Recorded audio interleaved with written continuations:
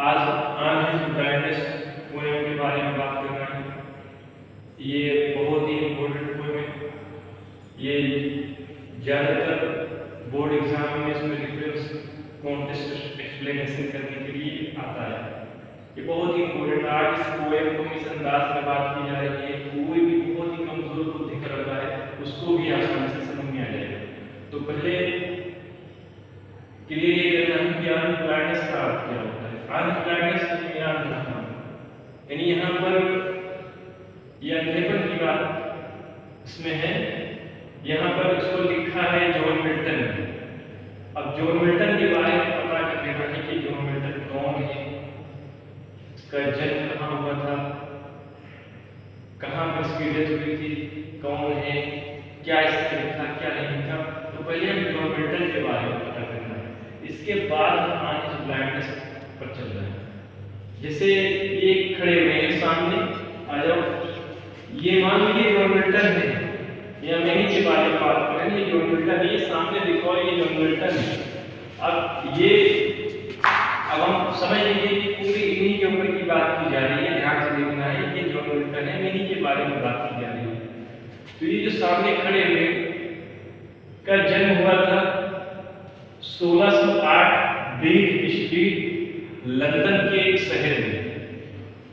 इनसे पूछ लेना है इसका जन्म हुआ था लंदन के, और एक लंदन में हुआ था 1608 में। और जब 1608 में इसका जन्म हुआ था, इसके बाद में हुआ क्या था, स्टार्टिंग में इन्होंने अपनी प्राइमरी एजुकेशन को प्राप्त किया। इसके बाद धीरे धीरे कैम्ब्रिज कॉलेज की तरफ रुख किया।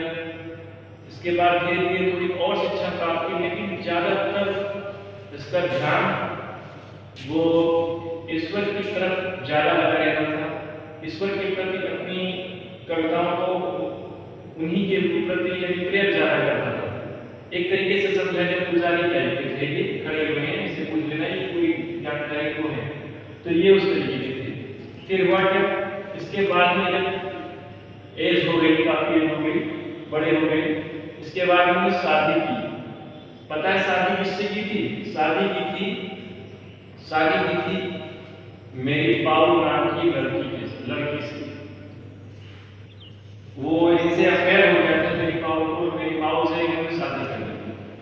शादी जब की थी तो 1648 में उनकी शादी की, और 1648 में शादी करने के बाद करीब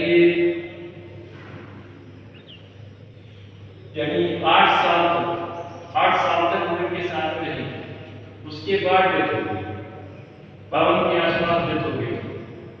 जब उसकी डेथ हुई थी तो ये काफी बीमार पड़ गए थे, बहुत ज्यादा बीमार पड़ गए थे। तो हुआ ये कि इनकी आंख पर ज्यादा सबसे ज्यादा प्रभावित हुई, अंधे हो गए। अंधे होने के बाद में फिर उन्होंने क्या किया, इन्होंने अपनी जो कविताएं थी वो कविता करना छोड़ दिया। इन्होंने ईश्वर को कोसना शुरू किया। इनको शिकायत हो गई कि ईश्वर ने मेरे साथ अन्याय किया है, बहुत ही गलत किया है, उसने मुझे इतनी कम उम्र में अंधा बना दिया, बहुत गलत किया है। जबकि मैं इसकी पूजा करता हूँ, मैं हर समय अपनी कविताओं के माध्यम से उसको याद करता हूँ, फिर भी उसने मुझे इतनी कम उम्र में अंधा बना दिया। फिर क्या हुआ, इसके बाद करीब 1 महीना 7 दिन बाद इन्होंने ऑन हिज ब्लाइंडनेस एक ऐसी कविता लिखी जिसके अंदर ये कंप्लेन कर रहे हैं, शिकायत कर रहे हैं, ईश्वर से शिकायत कर रहे हैं, ये सामने जो खड़े हुए।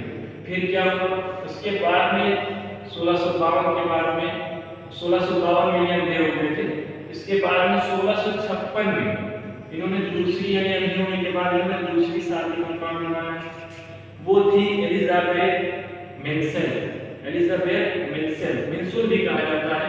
उनसे शादी की 1656 में शादी की, लेकिन ये भी शादी ज्यादा दिन तक सफल नहीं रही।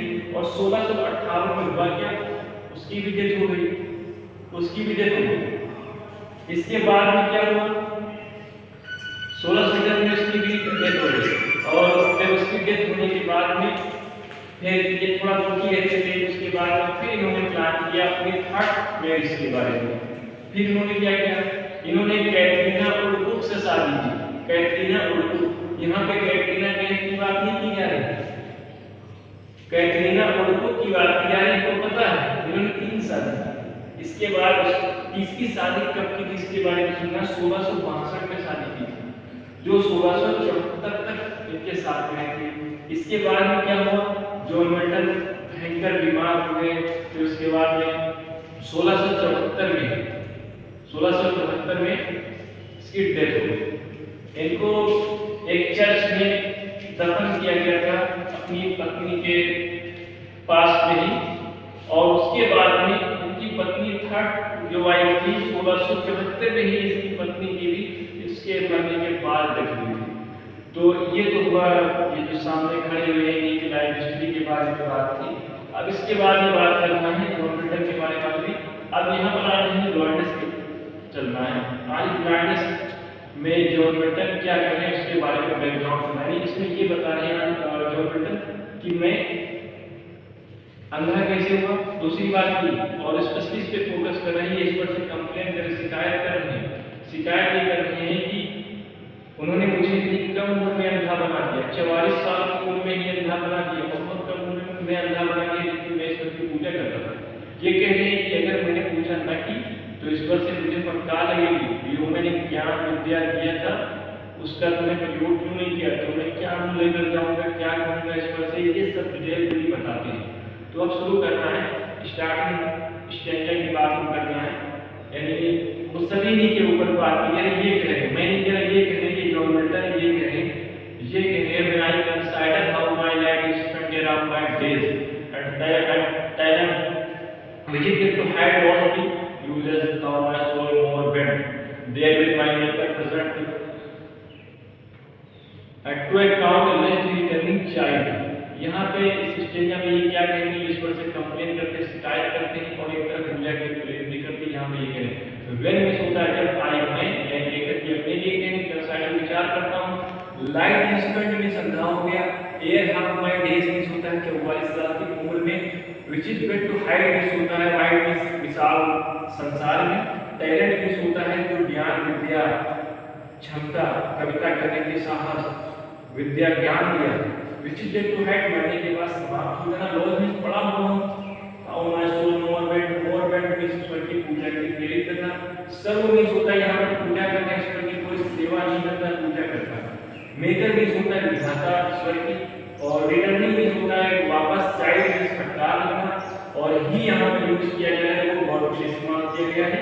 तो यहाँ पर हम ये कहना है जॉन मिल्टन ईश्वर से शिकायत करते हैं, कहते हैं कि जब भी मैं अपने बारे में विचार कर रहा हूँ, ये कहे जब भी मैं अपने बारे में विचार करता हूँ कि मैं इस अंधकार में संसार से इतनी कम उम्र में यानी 44 साल की उम्र में कैसे अंधा हो गया, जबकि मैंने ईश्वर की पूजा की, जो ईश्वर ने मुझे ज्ञान विद्या कविता करने की शक्ति दी, यदि मैं उसको प्रयोग न कर सका, उसको मैं संसार में न लिख सका, न प्रयोग कर सका, तो मेरे मरने के बाद ये ज्ञान ये विद्या मेरे साथ हमेशा के लिए खत्म हो जाएगी।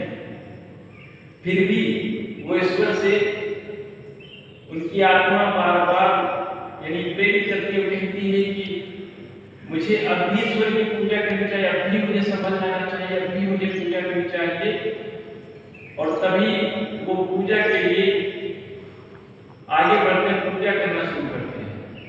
इसके बाद कहते क्या है, दूसरा रूप से मैं लेकर कहते मैंने जीवन भर पूजा की, पूरा जीवन पूजा की है मैंने, मेरी जितनी अब तक की उम्र है मैंने पूजा की, और मेरे जीवन का लेखा जोखा उपलब्ध है कि मैंने पूजा की, और फिर भी अगर मैं अब न पूजा कर पाया तो मैं ईश्वर के सामने क्या मुँह लेकर जाऊंगा, क्या कहूँगा उससे, वो मुझे फटकार लगाएगा, मुझे रोकेगा कि जो मैंने तुझे ज्ञान दिया था, जो विद्या दी थी, तूने उसका प्रयोग क्यों नहीं किया, तब वो मेरी आत्मा को फटकार लगाएगा, इसलिए मुझे पूजा करनी चाहिए। वो ये कह रहे हैं। फिर क्या कहते हैं, that exact level light remain if only ask to what person to prevent that murmurs from the eyes of God does need either man or father is one gift where is the yoke। यहाँ पे क्या कहते हैं, यहाँ पे कहते हैं इसका हाथ उल्टा से निकालना, थोड़ा सा नीचे से कहना, यानी यहाँ पर डेथ में इसमें डू की एक सिनोनिम्स है।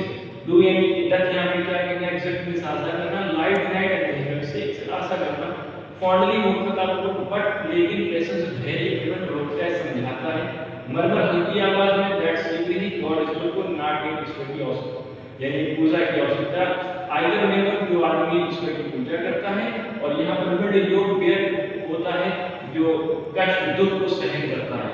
यहाँ पर आप ये कहना है, मैं ये कहते हैं मैं स्वयं मूर्खता छोड़ पूछता हूँ, क्या ईश्वर मुझ अंधे कवि की पूजा करने की आशा कर सकता है?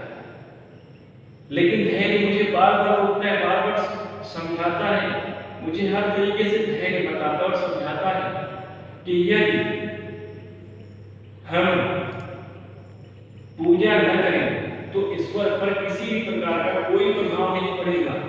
यदि हम उसकी पूजा करें तो हम सफल हो सकते हैं, कामयाब हो सकते हैं और हमारा जीवन सफल हो सकता है। जो भी व्यक्ति उसकी पूजा करता है वो हमेशा खुश रहता है, उसे खुशियां प्राप्त होती है। जो व्यक्ति दुख कष्ट को सहन करता है, ईश्वर को फिर भी याद करता है, वो हमेशा खुश रहता है। इसके बारे में बात की। इसके बाद में कहता है states degree 1000 and blink speed and possible and motion without rest they shall also the bad state for, यानी यहाँ पे ये बहुत ही इंपॉर्टेंट है, ध्यान से सुनना है। एक स्टेट से लेकर स्टैंड और बैड तक ये बाइबल की लाइन है, ये बाइबल की लाइन है, ये धर्म ग्रंथ होता है बाइबल, वो बाइबल से ली गई है ये लाइन, इनको अच्छी तरीके से सुनना है। यानी इसमें बहुत ही अच्छी सीखता है कि स्टेट यानी उसकी अवस्थाएं किंगली राजा होते हैं, यानी किसकी राजा, यानी ये बहुत ही अच्छी राजनीति सीख दे रहे हैं कि और 1000 हजारों स्पीड फैलाते हैं बड़ी आदेश, पोस्टिबल भेजना, ओशन समंदर महासागर और लैंड जमीन स्थल और सर्व पूजा करना, वेट खड़े रहते स्टैंड अपनी प्रतीक्षा करते हुए। जॉन मिल्टन हमें बताते हैं कि ये बाइबल की लाइनें ध्यान रखें। जॉन मिल्टन हमें बताते हैं, ये जो खड़े हुए ये हमें बताते हैं कि ईश्वर की अवस्थाएं सेम राजा की तरह होती हैं। जिस तरीके से राजा के बहुत से मंत्री होते हैं उसके आदेश का पालन करते हैं, सेम उसी तरीके से ईश्वर ने बहुत से हजारों अनगिनत बहुत से दूत बनाए हैं। वे उसकी पूजा के लिए हर समय खड़े रहते हैं, न खाते हैं, न पीते हैं, न सोते हैं, हर समय पूजा करते हैं। वे समंदर हो या स्थल हो, वे हर समय उसके आदेश का पालन करने के लिए हर समय तैयार रहते हैं और वे अपनी पूजा करने के लिए प्रतीक्षा में खड़े भी रहते हैं। वही दूत सबसे अच्छी ईश्वर की पूजा करते हैं। इसलिए हमें यदि हम कोई पूजा न कर सकें तो उस पर कोई प्रभाव नहीं पड़ेगा। तो इस तरीके से ये कविता के बारे में बात करी। तो इसमें हुआ क्या, इसमें सिर्फ और सिर्फ जॉन मिल्टन एक तो पहले स्टेज में दुख अपने दुख को वर्णन कर रहे हैं, उसके बाद में हमें सीख भी दे रहे हैं कि हमें उसकी पूजा करनी चाहिए, उसमें दृढ़ विश्वास बनाएं। अगर हम दृढ़ विश्वास नहीं बनाएंगे तो हम अपने जीवन से डगमगा सकते हैं। तो ये तो कविता हुई, एक कविता ब्रेक किया। इसके बाद में रिफ्रेश ऑफ कॉन्टेस्ट के बारे में बात करना है और ये जो